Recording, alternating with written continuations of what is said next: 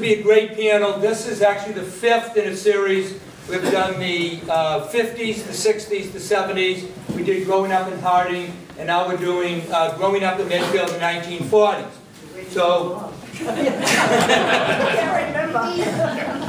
I don't know which way. I think I'm going to have to go the 80s, the next one.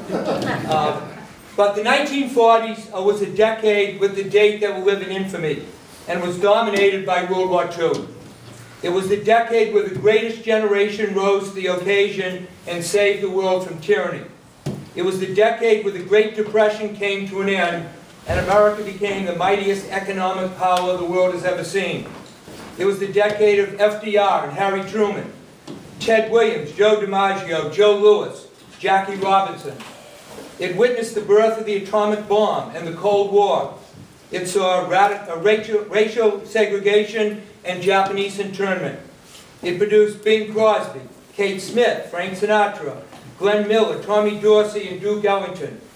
It saw the jitterbug, penicillin, the beginning of the baby boom, and Rosie the Riveter. It was the 1940s, and Medfield was in the middle of all of it. And I just want to introduce this great panel, starting first with Edie O'Toole.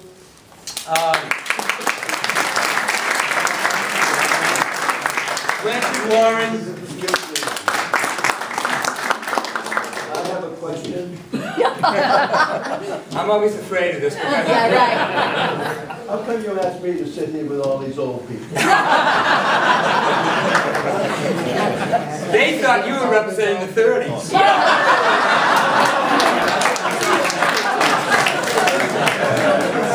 Charlotte Reineman, Joe Ryan, Roy Iafola, and Peter Capitola.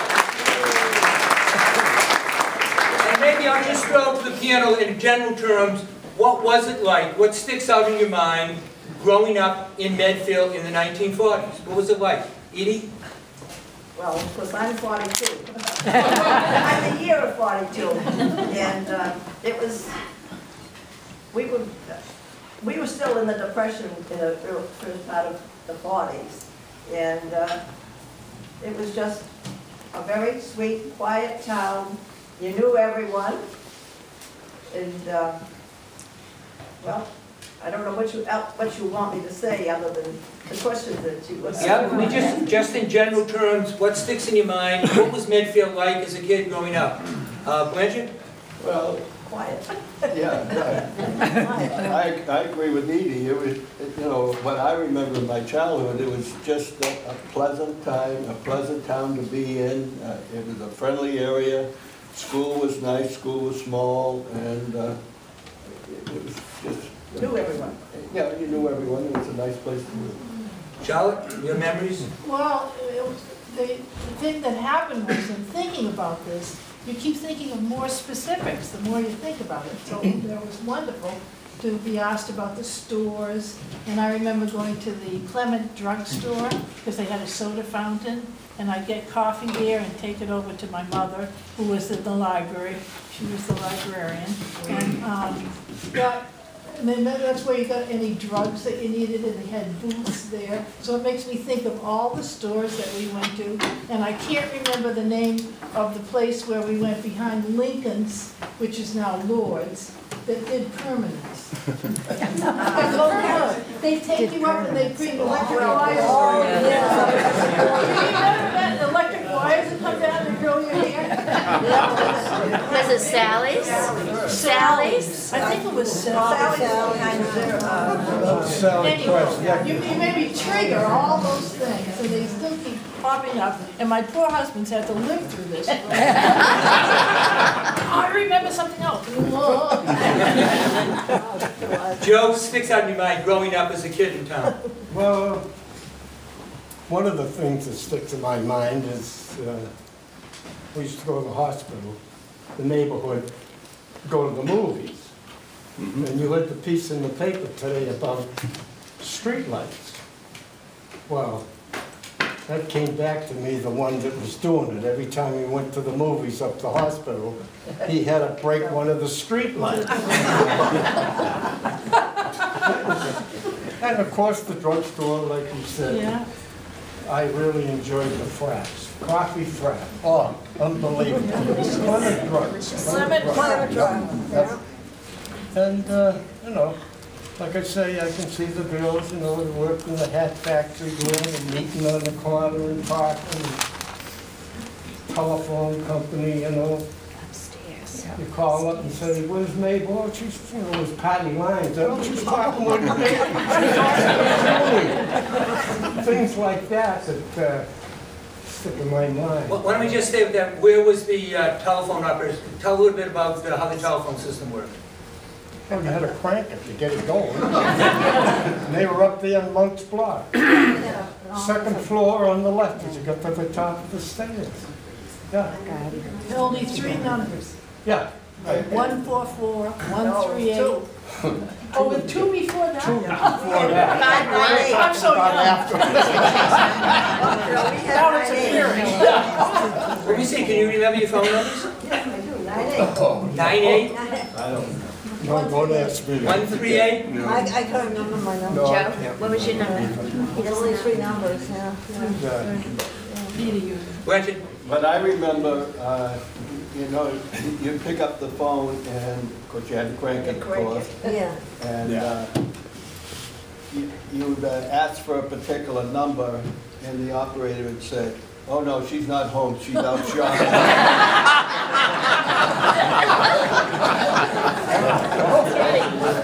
They really knew everybody, what they were doing. Yeah, you did. Yep. Continue on telephone, because I got the same thing with telephone, and my husband and I started going together in 1947, I think it was, and, because he spoke Italian, I didn't. So he says, I'm going to teach you Italian. So when I call you up, the operators kind of listen to what we're saying. I never did learn the Italian. But then I worked in Clement Drug for a while. In fact, that's where I met my husband. Yeah, because he used to come in, he was in the service. Do you remember who the pharmacist was? Fernald. Jeff Price. On the corner of Brook and Main. Yeah, I lived 2 houses up from him. Yep. My husband used to say to me, he used to come in after, if he was on furlough or something, and he'd say, how old are you? And I said, oh, I'm 17. And, you know, he'd come in again, how old? I said, well, are you 18 yet? If you're 18, I'm going to ask you out. And he did. Forget all about it. Jailbait. Yeah, Right. yeah. Peter, what do you remember growing up in I Medford? remember growing up at 441 Main Street, which is across from the Lord's department store on the 2nd floor there. There was an elegant place in Medfield, a high rise. You could look south down South Street, west over the town yards and back of the town hall, or you could look north toward the straw shop brook. It was a great place to keep your eye on everything that was going on in the town of Medfield. And I remember troop movements through the town of Medfield. Yes. They were stationed, they'd come to WBC, and they would be stationed there for a period of time, and then they'd be scheduled to leave Boston, so they'd have a convoy through the downtown of Medfield with their equipment behind them, field artillery pieces or tanks, and they'd be dispatched from Boston, or there'd be other groups coming from Boston to be stationed at WBC until their time came to be shipped out. And that was quite regular through the early 40s when there were those troop movements through the town of Medfield. Well, the convoys went through constantly. Fort Devens, Camp Edwards. Because when we used to swim down in King's Response, we would go along the railroad track, and as we were going along the railroad track, the troop train would come and they'd be waving, but we couldn't see because of all the cinders blowing in our eyes. Well, why don't we, since the war clearly dominates the decade, before Pearl Harbor, did you imagine we would go into war, and what do you remember about first hearing about the attack on Pearl Harbor? Well, I was sitting in the living room looking uptown because Auckland Kinnear, who was a veteran, was being buried that day And I also had the radio on, and that's when it came through, just as that procession was going down to the cemetery. Glenn, do you remember? Well, I was pretty young. Anyhow, I remember being in the back of my father's car when we were coming home from someplace, and he had the radio on, and they announced Pearl Harbor. And so that was my first indication that we were going to be in the war. But as far as the war period, I was going through my stuff the other night, and I came across 2 ration books. I didn't even know I had them, but that was kind of interesting. And I remember what we used to do. We saved tinfoil, and I used to knit squares. I don't know what happened to them, but anyway. And I also remember the headlights in the car. Half of them were blacked out, so that because of dimming. Charlotte, before Pearl Harbor, did you have any inklings that the United States would get involved? What do you remember about Pearl Harbor? No, I was 7 then, so I don't, but I remember my parents got very upset listening to the president on December 7th. And we had a radio that was like this, that's all we had, that radio, no TV. And we all sat around in the living room and listened to the program. And because your parents are upset and serious, then from then on we were.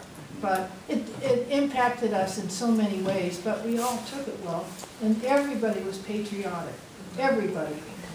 Little kids like us, and then in any age, my father and Peter's father were in the National Guard, I guess. And they marched with, they had wooden rifles, and they marched around Baxter Park. And at night they'd go and inspect. Their job was to inspect your house, and if you had a chink of light showing, and you didn't put your blackout curtain over the window, then they would go in and say, fix that right away. Aircraft We were in high wardens. school, and we were, a lot of us volunteered to be air raid wardens. Right. Yeah, my We father. had to go to a class, and Yeah. got a certificate, got a pin, and we had to make sure that all the houses complied with the black shades, making sure that they were down every night.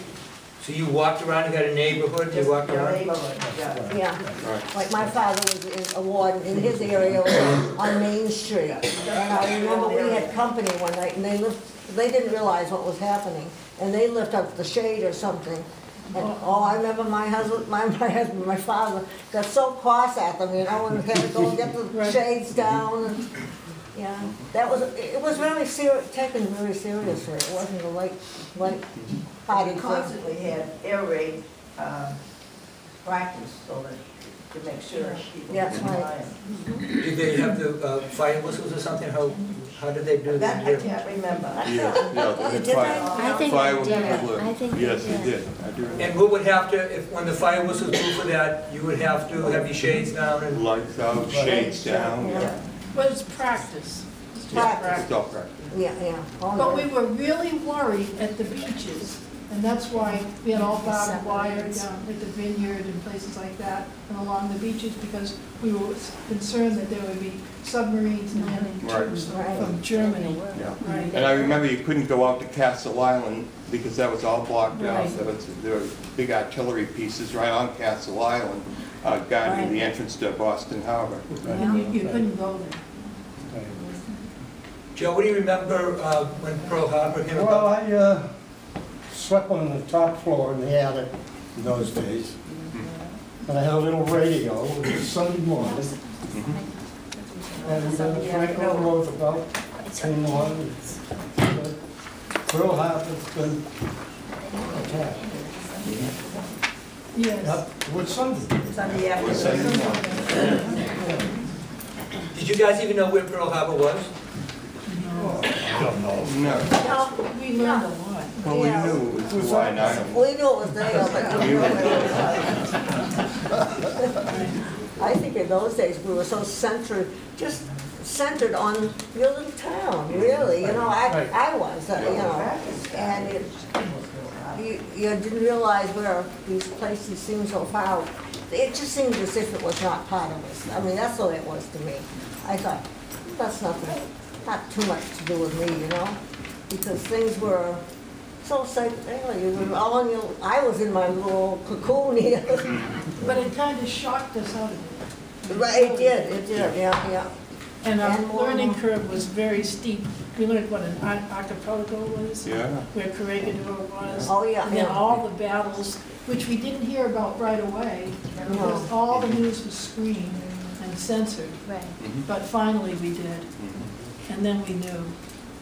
And I remember that village that was, with the Nazis killed everybody in it or sent them to concentration camps, called Lidice in Eastern Europe. Yeah. And those things made a terrific impact as we were growing up, you Yeah, know, yeah. emerging, young adolescents. And how were you impacted with rationing? You had the air raid drills. How did that work, the whole rationing? When I graduated, I got the job at the rationing board.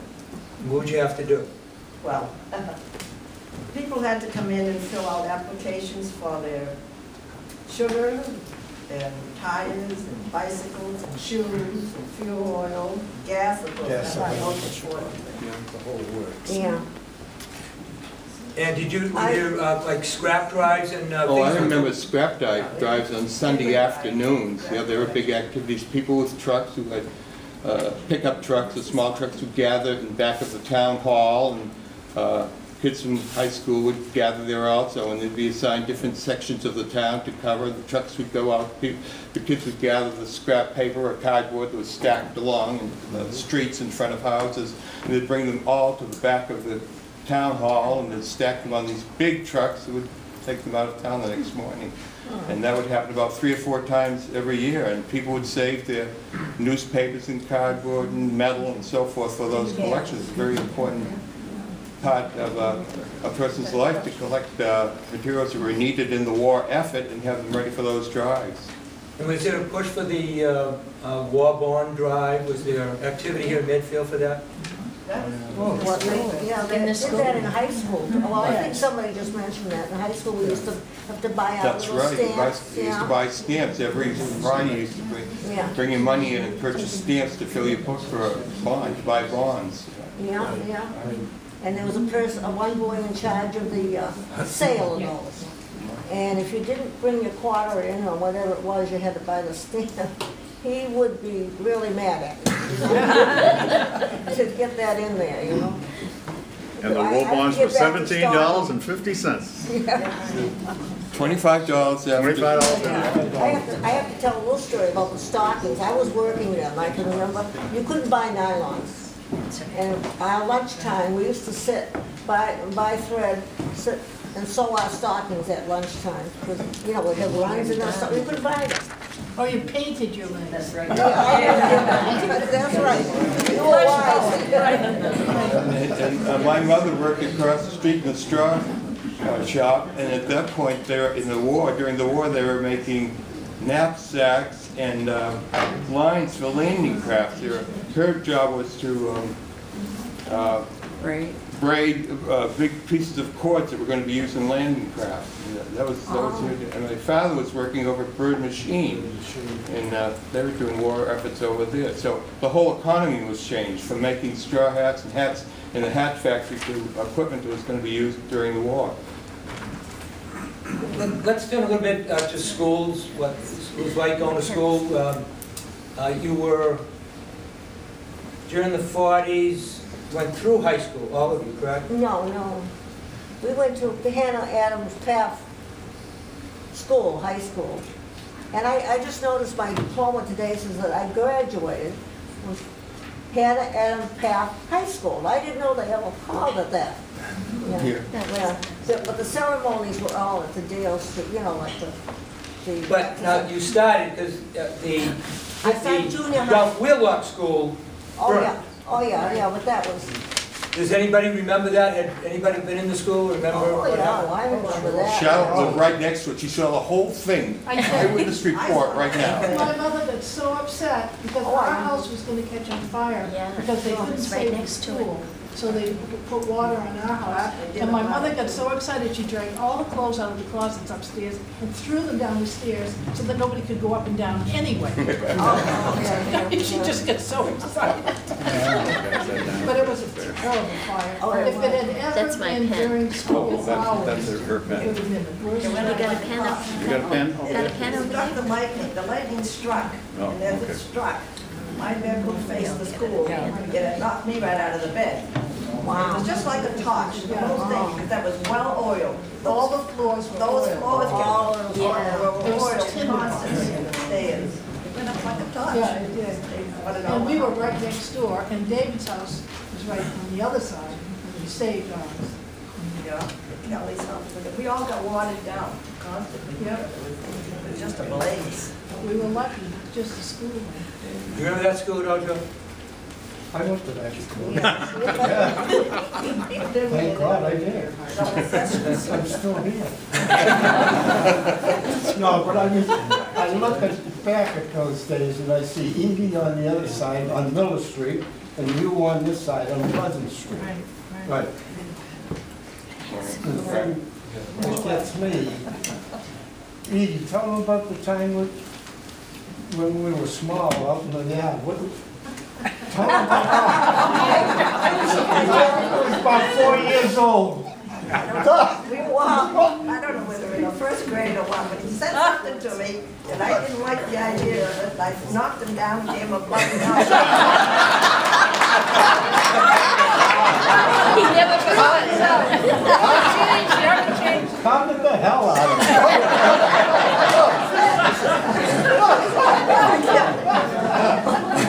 Oh, God. Now, when the school burned, you had what is now the FAF Center. You had all grades were in that, Double correct? session. Double session. Double session. Yep. Any memories about that? Oh, gosh, yes. What do you remember about the FAF Center with double Well, sessions? we had double sessions. The high school went from 7:30 to 12:30. We had 20-minute classes. And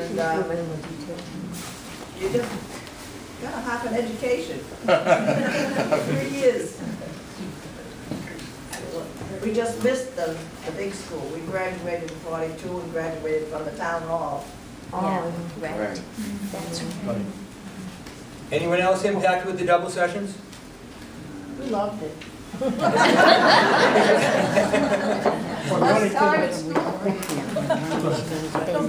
the only thing I remember is before I was over there, the fellas left a couple of years before, the war was 41, and they've gone, and the fire department was down, and we went as volunteers.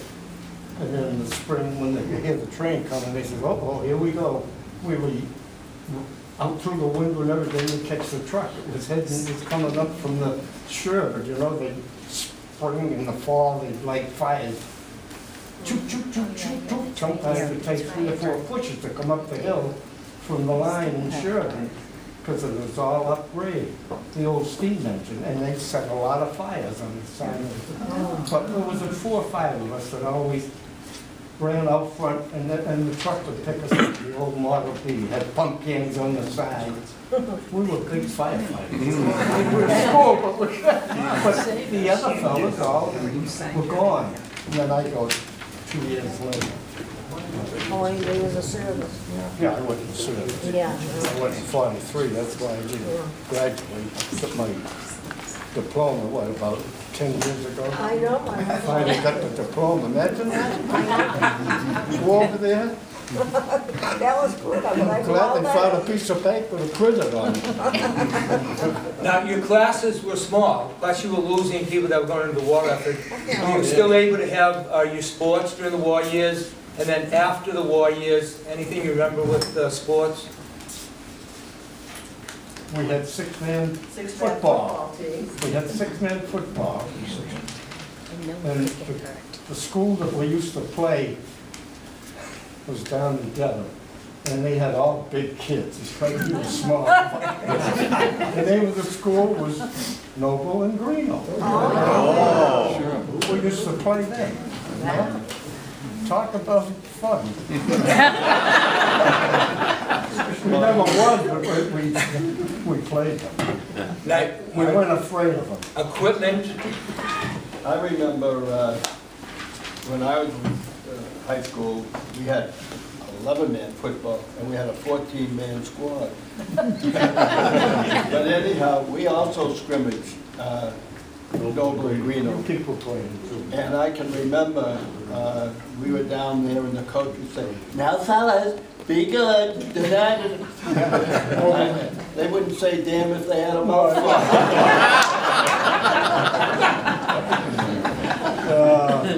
No, I remember my cousin Edie in a drum and bugle corps. Edie, were you, do you remember, when were you in the drum and bugle corps for Medfield High School? No, it wasn't the high school, The Legion. it was a Legion. Oh, it's the Legion. Yeah. Oh, no.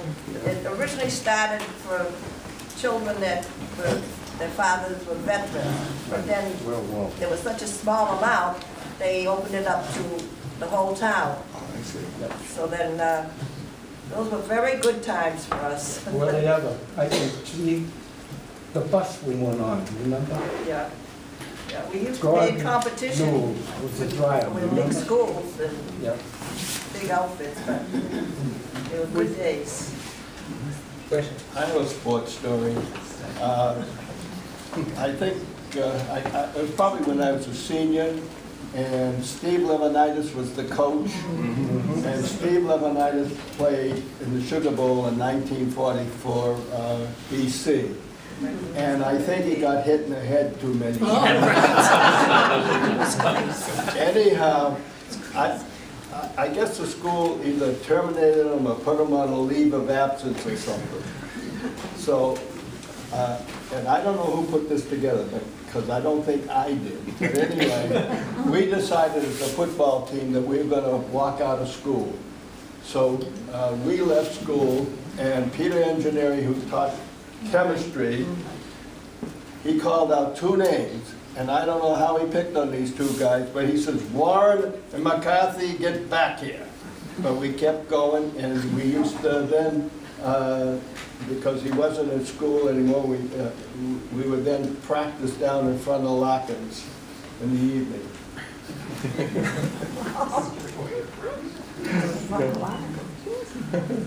What other sports, female sports? Basketball? So girls' basketball and boys' basketball was all done in the town hall. Down, right, yeah. Can you tell a little bit about playing basketball in the town hall? Well, the boys, because they always ran back and forth. Girls, when they played basketball at that time, you had half the court.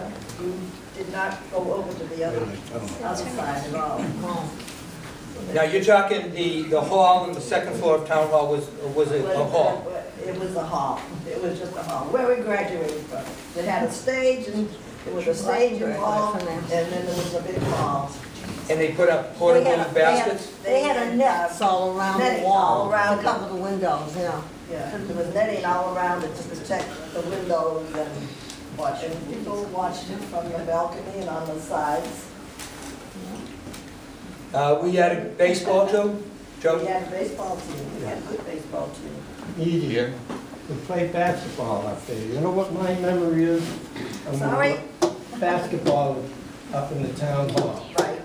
So it was a hot evening, real hot. And I got the evidence of what happened. The girls, "Oh, go open the window, you know, it was hot as the devil up there." So I'm a good guy, you know. I go to open the window, I go like this. I got the evidence, it's right there. In those days, you only had one police officer on. Yeah. You call the mother takes you to Framingham and they stitch you, and there it is, right there, there's the evidence. I broke the window, tried to push it locked. It was locked. And that same hall that they're talking about was also the movie theater. Oh, yeah. Yep, the movies on Wednesday night and on the weekend and Saturday afternoons, you go up there for movies.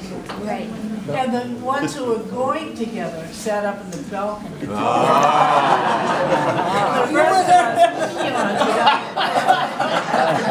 but we always looked to see who was going. And it was pretty dark up there. Everything happened in the town hall. Right.